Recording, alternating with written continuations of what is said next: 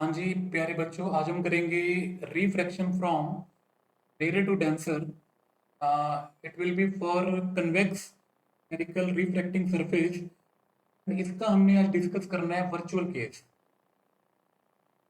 तो आओ स्टार्ट करते हैं। सबसे पहले हम ड्रॉ करेंगे कन्वेक्स स्फेरिकल रिफ्रैक्टिंग सरफेस के लिए डायग्राम।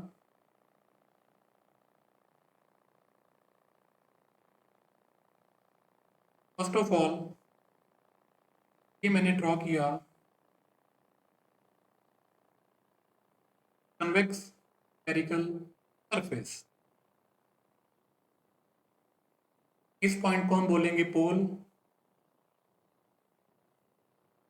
बच्चों, जब भी आपने इसका वर्चुअल केस डिस्कस करना है ना, तो कीप इन माइंड सबसे पहले कि जो आपका ऑब्जेक्ट है ना, it will lie very close to the pole.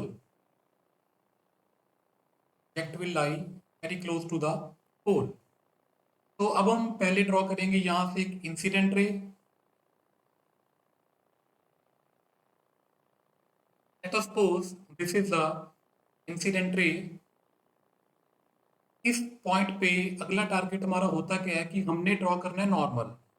तो ये आपको पता होना चाहिए कि जो नॉर्मल है ना, it is always from the centre.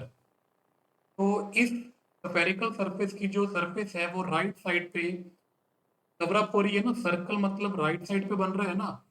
तो इसका यहाँ पे हम अज्यूम करके चलेंगे कि इस पॉइंट पे हमने क्या अज्यूम कर लिया कि इस स्फेरिकल सरफेस का ये हो गया आपके पास एक सेंटर। तो सेंटर पे हम डॉटेड रे की हेल्प से हमने ड्रॉ किया normal.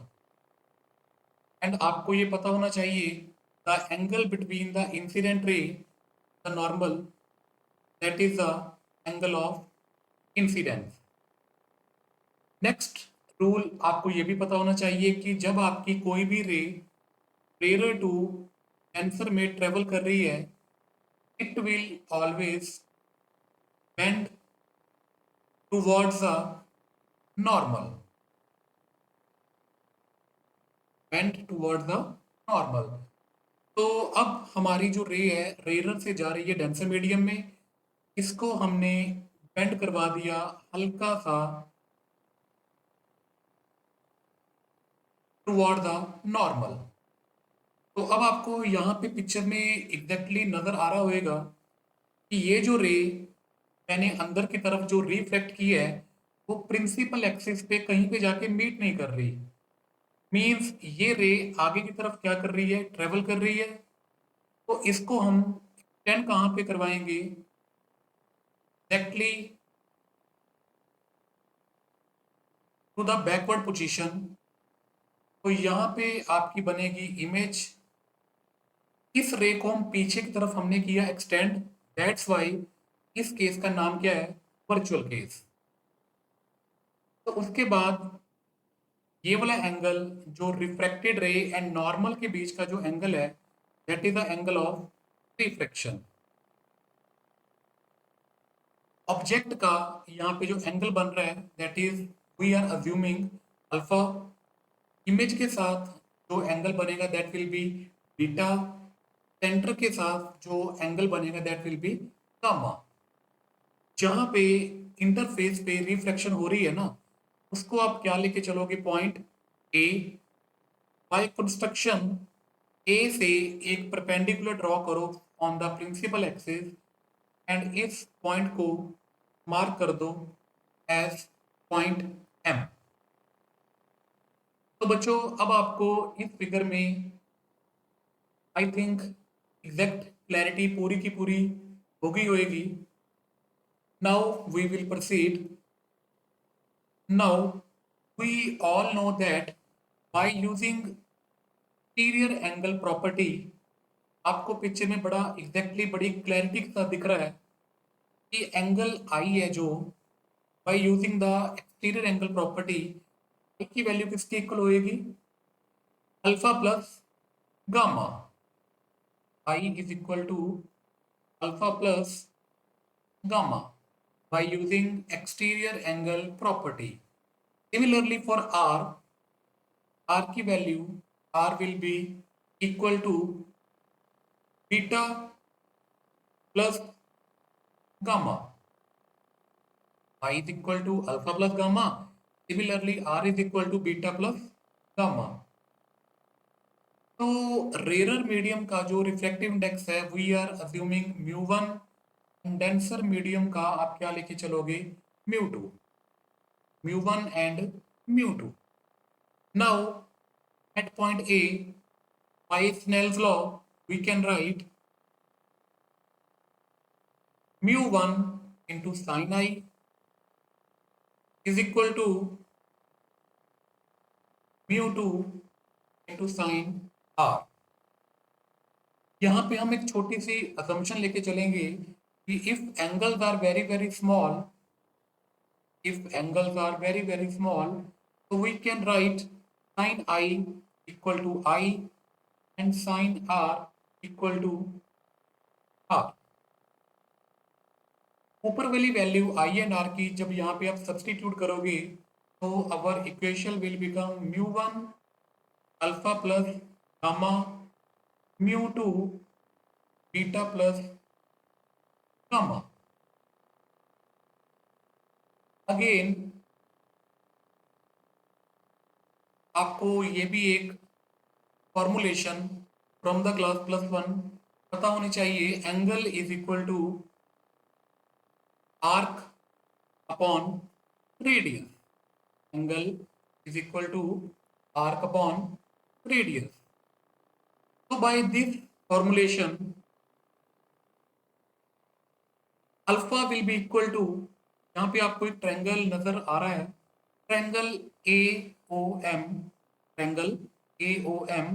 From this triangle, alpha is the angle, AM is the arc, and OM is the radius. I am repeating once again.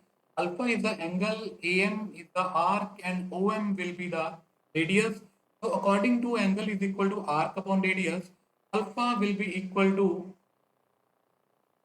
AM upon OM. Similarly, gamma is equal to AM upon MC. हमने gamma के लिए जो triangle लिया है हमने लिया है AMC triangle AMC. तो इसमें एंगल आ गया गामा, आर्क आ गया आपके पास AM, and radius will be MC. तो बच्चों again for the beta that will B AM upon MI. For gamma AM upon MC. तो लेफ्ट साइड में से कॉमन AM आ रहा है, राइट साइड पे भी कॉमन आपके पास AM आ रहा है, तो AM will be cancel out. जो आपके पास बचेगा that will B 1/OM plus 1/C is equal to 1/PI plus 1/PC. Now by using sign conventions, first of all थोड़ा सा पिक्चर में थोड़ा ध्यान से देखो कि जो M पॉइंट है ना is very very close to P. If I am assuming कि जो आपके पास ये जो स्फेरिकल सरफेस है इसका जो कर्वेचर है, curvature is very very small, तो हम M पॉइंट को रिप्लेस किसके साथ कर सकते हैं? P पॉइंट से. M पॉइंट को रिप्लेस करो विथ पॉइंट P, तो our equation will become like